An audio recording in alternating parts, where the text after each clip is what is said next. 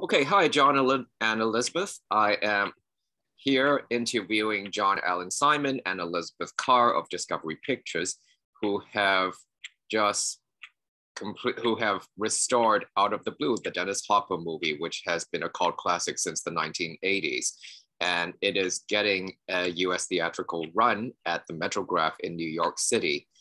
So it's going to be the first proper theatrical run outside of a very limited run back in the 1980s, where hardly anyone in the country saw it. It would seem, apart from hardcore cinema people. Like I said, the movie has a much greater reputation in the UK and Europe. It had been in circulation for quite a while throughout the 80s in the UK and also in video stores on VHS. And so that's how I came to see it. I never rented. I actually saw it at the Scala Theatre in King's Cross. And then I saw it again on the BBC at the film night program on Sunday nights that was introduced by Alex Cox, who talked about it as well. So I guess what we should do is talk about how and when you decided that Out of the Blue needed restoring, and how long it took, because this was a few years ago that you guys started on this. Yeah. Well, not to go back too far, but in 2010, we did a 35 millimeter restoration of the movie that was partially underwritten by the Cinémathèque Française and the Thompson Foundation, so that Out of the Blue could be the centerpiece of a month-long Dennis Hopper retrospective in Paris. And Dennis, who got ill shortly afterwards, seriously ill, was able to go to that, which was terrific. But we struck two 35 millimeter prints that we kept kind of in circulation, playing art houses, a few art houses, very good ones, and archives like Anthology Film Archives and the Brooklyn Academy of Music and Cinefamily here. Very, very few, but they were starting to get damaged and worn out. And the Technicolor is out of the film business. So we realized we would have to do a 4K digital restoration at some point. And we started kind of trying to find some foundation and sponsor support for it. And there was none. Couldn't find anyone to help us. So we had done, as you know, Adi, when I had directed Philip K. Dick adaptation that you were so supportive of, Radio Free Albemuth, we didn't like any of the distribution offers we had. And I had a distribution background. So Elizabeth spearheaded a Kickstarter for us to raise release funds for that.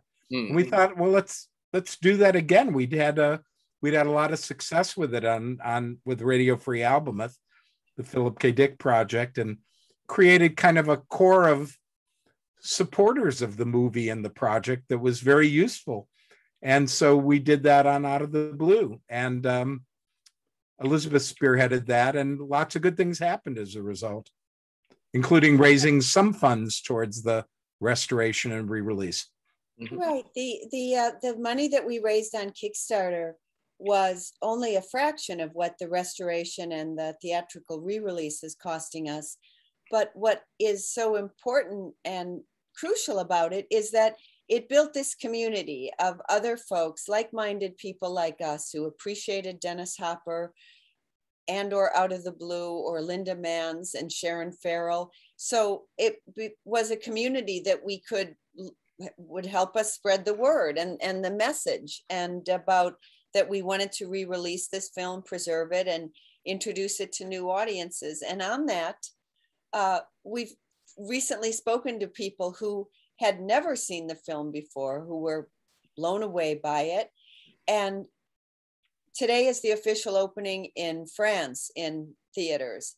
But on November 2nd, Out of the Blue played in Smells Like Teen Spirit Film Festival in Paris, which is primarily directed to young people. And some of them sent us tapes of videos from the screening, and the audience is clapping and hooting for, minutes, and they're mostly under 25. So how great is that, that this whole new generation can experience the artistry of Dennis Hopper's movie and these performances. So I think that's a really important part of why we did this, to not only give a film that's as wonderful as Out of the Blue its due, but to make it available so that people could see it. Because as John laid out, our 35 millimeter print was always played to packed houses, but it was very few cinemas that would book it or screen it. And you had to live near a BAM or an anthology film archive or the Danish Film Institute, you know, to see it. So now it's going to be more widely available. So it's going to be out on Blu-ray and DVD as well, so it becomes more widely available.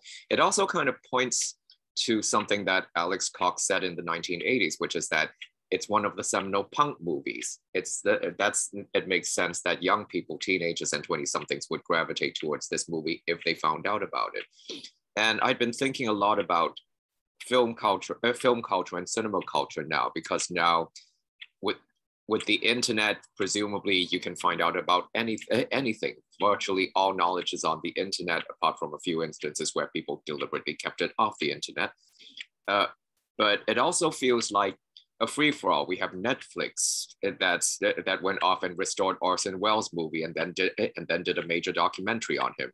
But that at the same time, it feels like film culture has become a bit more diffuse. There's less talk about classic film criticism and classical movies. Like, say, I don't hear people talk that much about Hitchcock anymore. I don't hear people discuss certain film movements as much as they used to. I don't know if you feel the same, or whether being in the film industry and living in LA, you at least get more of that, because I feel a little bit less of that in New York City, whereas New York used to be like a big movie city, and now it feels a bit more like blockbusters at chain theaters now. Well,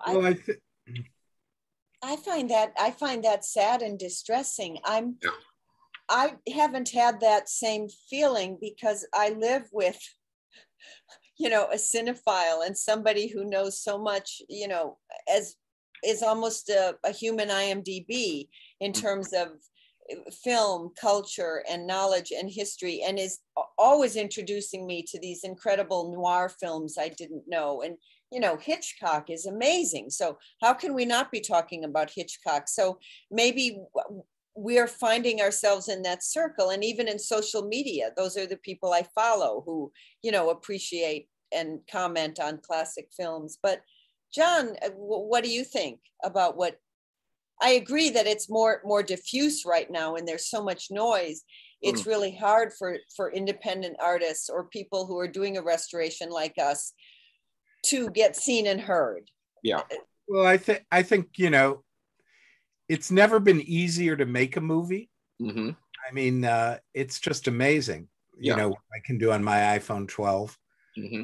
And it's never been harder to get a movie seen. Yes. This has been for a number of years. Mm-hmm. And at the same time, that's talking about new movies. Yeah. When I started out, hardly ever you would look at a 16 millimeter film. If somebody didn't have the capacity to make a movie in 35 millimeter, you didn't bother to consider it for distribution or review, with rare exception, because it looked horrible if you blew it up for 35 for regular theaters. And I think that, you know, and so there was a certain, you know, if you didn't spend $500,000 on a movie in 1980, it wouldn't be watchable, really, almost, you know, with rare exception. It would be an underground movie, let's say. And so there was a certain threshold. Now, you know, what you spend, it doesn't really it doesn't matter at all. It matters how good it is, because technically you can make a $10,000 movie that if you have the time and energy and the knowledge and the right people working with you, that's as good as a, you know, $2 million, $4 million movie. So there's everything is out there. All movie history at once is out there, just like all music history is out there. But back when I was a film buff, and thank you for the kind words about my pointless and useless knowledge, as Bob Dylan would say. Um, I would travel 50 miles to go see an obscure movie if it was playing somewhere I wanted to see it. And so there was a kind of a brotherhood of people who were crazy like that to go anywhere to see a movie that, they wanted to see, they felt like they needed to see. However, I think there still exists, you go on the forums, on the web, and you find people, or Facebook, some of the private groups, you find people who are still extremely passionate, pride themselves on seeing everything, or everything, they think they need to see. No one could see everything. And I think it's just the same, but it's easier to find those people. It's easier to reach out to them. It's easier to see the movies and find those groups. There's a guy who was a supporter of the movie, Patrick Flynn, who's an editor, who's been helping us put together the DVD extras. And he's 32, and he's been in a punk rock band. And he's like I was at his age. He's seen almost everything. It's been easier for him to see those movies than it was for me, because he can find them on the internet, whereas I had to go find a film society or an obscure art house that was playing it, and time my week around driving to see it. But there are a lot of people like that, and I always like to say Out of the Blue is like the Velvet Underground. And of course, there's that great documentary that's out there now. And I was fortunate enough to see the Velvet Underground. One of their last performances was when I was an undergrad at Harvard at the Boston Tea Party. They played to about 40 people, because Crosby, Stills, and Nash were doing their first tour. And everyone who liked music was at that. And there were 40 people for Velvet Underground. And but of the 1,000 people who bought their albums, someone once said half of them became rock critics or started their own rock and roll bands. So they were enormously influential. And Out of the Blue is an enormously influential movie. And despite the fact that we did a very limited release of it, when Dennis Hopper and I took it around the country, Roger Ebert became a great champion of it. Vincent Canby wrote a great review of it in the New York Times. We got Dennis on the David Letterman show. So it got an awareness within the confines of the indie art house movement. And that's kind of lasted. And so we find tremendous support for it. People like Richard Linklater, and even someone like Scott Derrickson, who directed Doctor Strange, reached out to us about wanting to support the movie. And the director of Beneath the Silver Lake is a huge fan of the movie and has been supportive of it. And I think water finds its own level, and this movie finds support and passionate support. And one of the great things about the Kickstarter was mobilizing that support. We see ourselves, even though it's just me and Elizabeth doing everything, raising the funds, me restoring the movie physically and going in and working on it at Roundabout Entertainment, booking the movie, making the DVD and Blu-ray deals, creating the Blu-ray extras, most of them. It's been fun. It's been a labor of love, and people join us. And people like you, Adi, you were so supportive of the original Kickstarter, and now you're supporting the release. So yeah, you kind of find your tribe. And the movie is about finding your tribe. That's what Linda Mann's hungers for, is to find the people she can relate to, a real family, because her own family is so dysfunctional. And in some ways, it feels like no time has passed at all. It's still a story that's out there. It's still a universal story. Right. When Dennis Hopper was interviewed by the Times in the early 80s, when John and Dennis were doing the original release, he said to the interviewer, I think maybe this is my best film, because it's about the crash and burn of the American dream and the American family. And nobody's talking about it, but that's where we are right now. And he was saying that in the 80s. And I think of where we are right now. And we're in a crash and burn in this country, and not a lot of people are talking about, what's happening in the heartland, in the small families, and the kids who are growing up, and especially with, as adults dealing with the challenges of the pandemic, which, as you pointed out, really affected our release, because John and I were ready to go after we premiered the restoration at the Venice Film Festival. We're invited to premiere at South by Southwest for the US in 2020. That was the first major event to be canceled. And then it was a domino effect. So, but all these things, these outside forces that are affecting the ability to survive in the world we're in. And then if you're in a family where you don't feel seen or heard, or your parents are so obsessed with their own problems, they can't see you, where does that leave a kid? So that story that he was telling in 1980, that story is now too. I think it's more relevant than ever. So, and it's one of those movies for me. One of the great formative movies of my boyhood was seeing 400 Blows. I never realized what a movie could be, that it could talk about a reality that I related to. I like going to see science fiction movies, monsters and giant ants and all of those things on TV and in kiddie matinees. And 400 Blows was a movie about a boy like I was, felt alienated. I mean, I was an overachiever and he was an underachiever, but we were the same. And for me, Out of the Blue is kind of a poem of alienation and a poem for outsiders, and a movie that anyone who's felt so alone, so unbearably alone as Linda feels with her teddy bear, trying to bridge the gap between childhood and being a woman, with confusion about sexual identity and confusion about how to be with other people. She's always getting into trouble.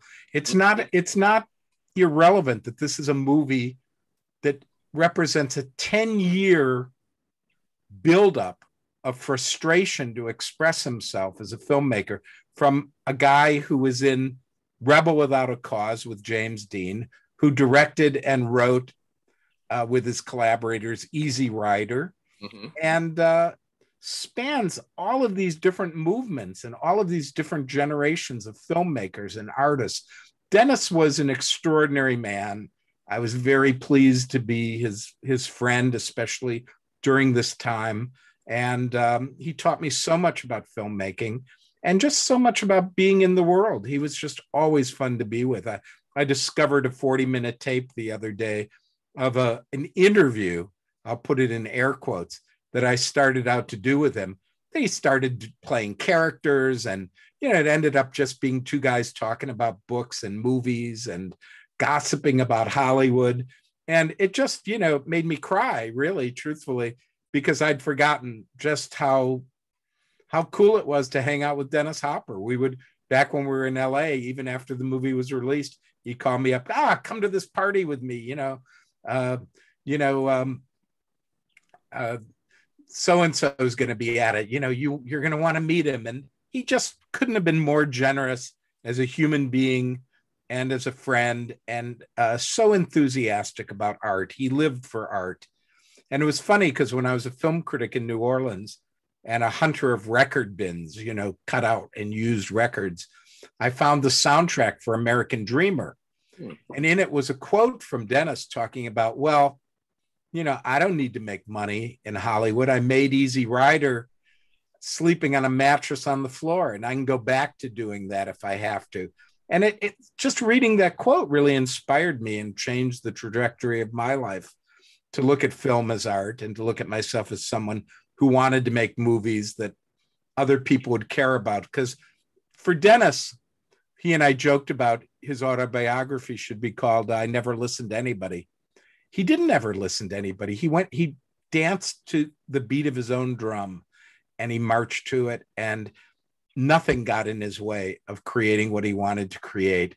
And Radio Free Albemuth, which I directed, and I wouldn't ever have directed it if not for Dennis, I thought almost killed me directing it. It was so hard to make, and there were so many challenges physically making it. And there you go.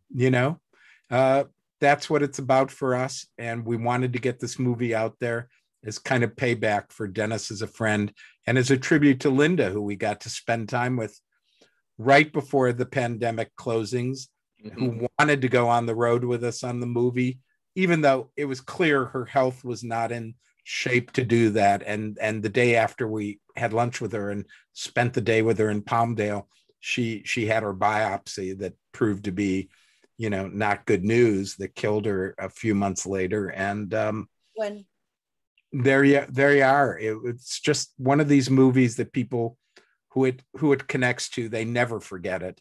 And Nicholson, did the radio spot and said, I've never endorsed anything of my own, but if a masterpiece comes along, people should see it. And I've been both blessed and cursed with responsibility for this masterpiece.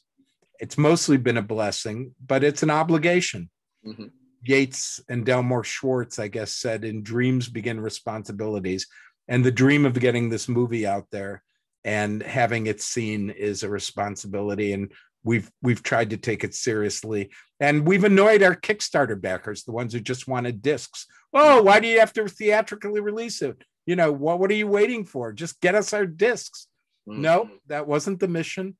The mission was to get the movie seen again by critics, seen on the big screen the way Dennis wanted it to be seen. And, we've tried to stay true to that mission. And, they'll get their discs and they'll be better because how we've gone about this, I hope. Right.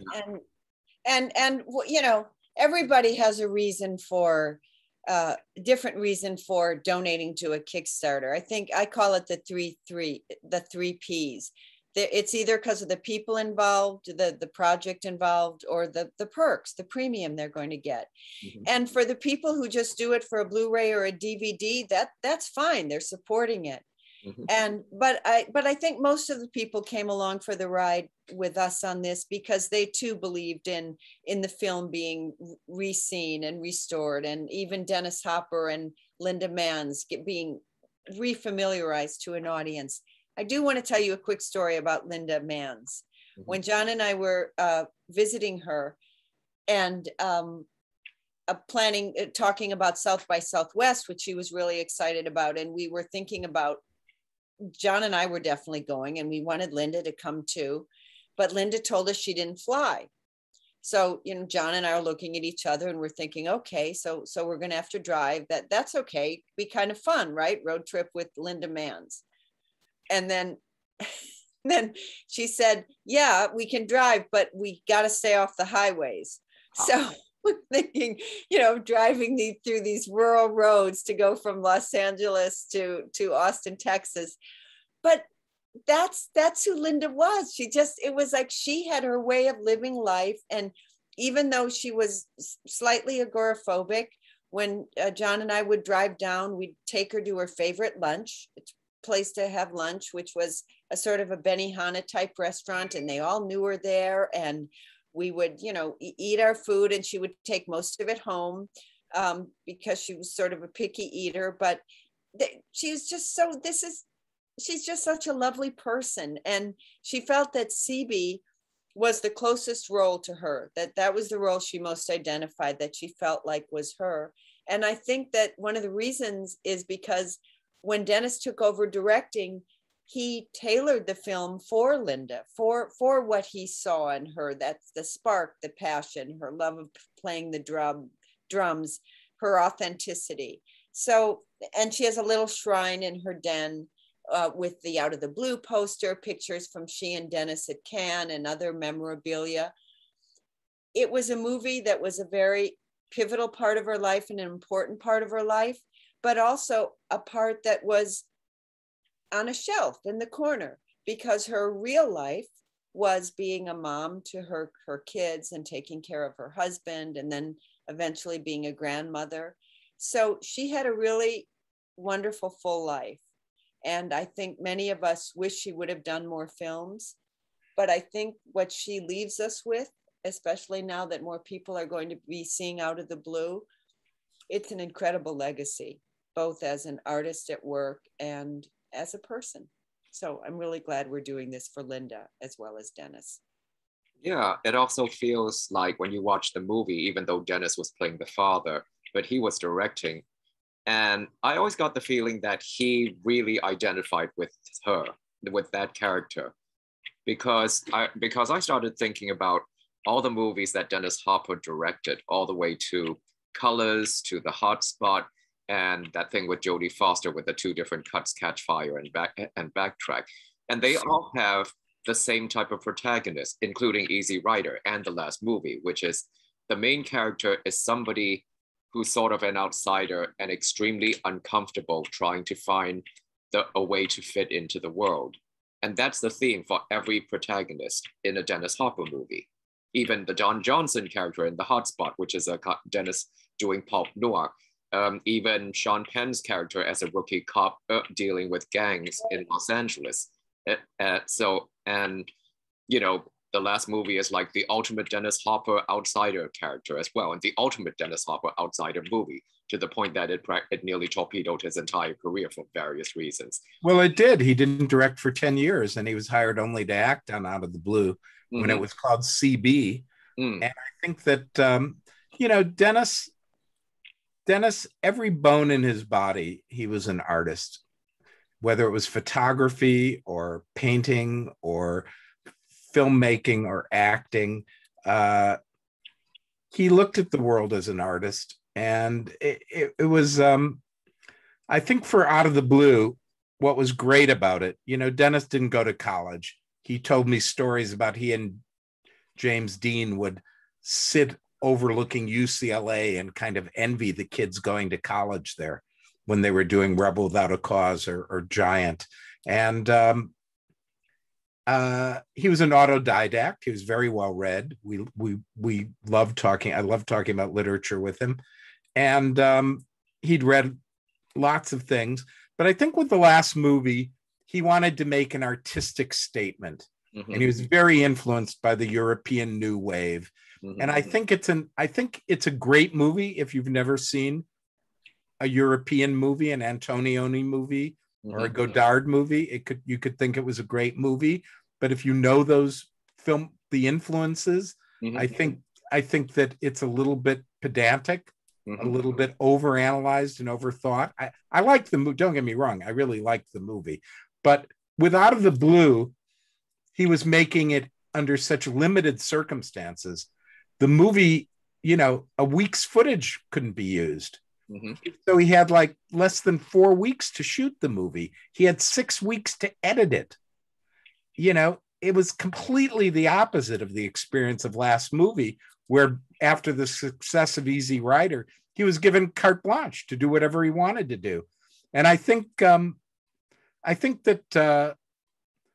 he did it from the heart, from the gut. It brought out the best of him as an artist, because I think when we overthink, it's hard to create art. We create art from our hearts and from our soul and from our gut. And when we create it with our head too much, it goes off the rails. Out of the Blue is brutal. You know, it's going to impact you in a way that very few movies do. In my opinion, it impacted me that way. And I can't wait for new audiences to see it.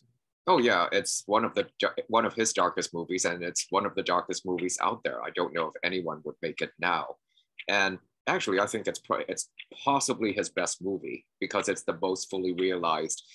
And it didn't have any of the fat, like you said, since he just came to direct it almost by accident. When everything fell through, he ended up just taking over directing the movie, and it turned into something other than what the producers originally thought it was intended to be. And that in itself is a fascinating example of how movie art gets created, to me as well. Yeah, I agree. And I think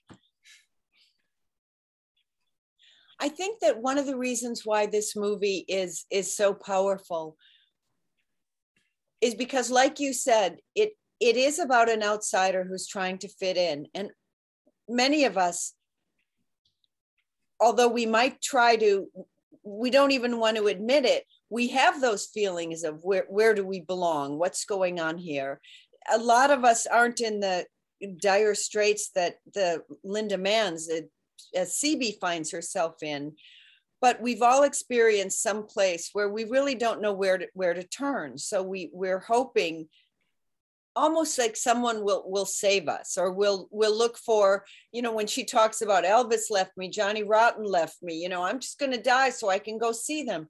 It's ridiculous, but wow, to actually feel that, when she says that, if there's some part of you that can relate, you think, yeah, he gets it. And I think Dennis Hopper got it. And like John said, he didn't have a lot of time. He rewrote it over a weekend. He had to reshoot. He had an editing schedule that was 4 or 5 weeks. And by the way, one of the first female editors in Canada, Doris Dick, who is pretty much straight-laced by the book. She's a character, and John's interview with her is wonderful for the DVD extras. But there were other women too who were in the part of the crew on the film. So there's so much about this film that is about the history of cinema, but also captures a time capsule of the Vancouver punk scene, or the whole punk rock scene burgeoning at that moment. So when Alex Cox says it's a seminal punk movie, it absolutely is. And that isn't what Dennis set out to make. It's just that he was depicting a moment in these people's lives with such authenticity and truth. And since it happened to be about the punk scene, yeah, it is a seminal moment about that, because there's no artifice. This is what it was. So yeah, we're excited that other people are going to get to experience it and have their own reaction. But I think you're right, Adi. They are not making movies like this right now. No, I spent this morning thinking about what movies would they not make now, and I start thinking they would never make The Night Porter now. They would never make things like Visconti's The Dam. They would never make movies like this, like Out of the Blue, or if they did, Last Tango in Paris would never get made. Yeah, and all of these movies were made under unique and strange and historically specific circumstances where it was possible to make those movies at the time. I guess at the end of the day, movies get made when it's possible for them to be made in the period that they're in, I guess. But yeah, people make what they can. They work with what they have. If Beethoven were alive today, he'd be doing something different than he did. mm-hmm.